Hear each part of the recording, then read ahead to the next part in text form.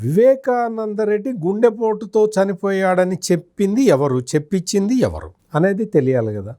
రెండోది ఏంటి అంటే తెల్లవారుజామున వైఎస్ అవినాష్ రెడ్డి ఎవరికి ఫోన్ చేశాడు, ఎవరు రిసీవ్ చేసుకున్నారు, ఫోన్ రిసీవ్ చేసుకున్న వాళ్ళు ఎవరికి చెప్పారు అనేది ఈ 2 పాయింట్లు దర్యాప్తు చేయకుండా, ఇందులో ఉన్న కుట్ర కోణాన్ని ఛేదించకుండా మీరు దర్యాప్తు క్లోజ్ చేస్తున్నామని ఎట్లా చెప్తారు అని చెప్పి నర్రెడ్డి సునీత అడుగుతున్నది అన్నమాట. దీని మీద కేసు వాద్యం నడుస్తూ ఉన్నది.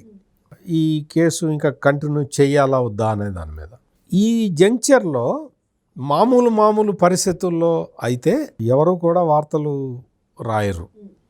అంటే పిటిషను అలౌ చేయాలా, డిస్మిస్ చేయాలా అన్న దాని మీదే నడుస్తూ ఉన్నది.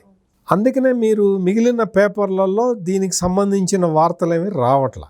కానీ సాక్షిలో మాత్రం కోర్టులో ఈ కేసు వస్తుంది అని తెలిసిన దగ్గర నుంచి కూడా మళ్ళీ సునీతని టార్గెట్ చేసుకుంటూ వార్తలు రాస్తూ ఉన్నారు.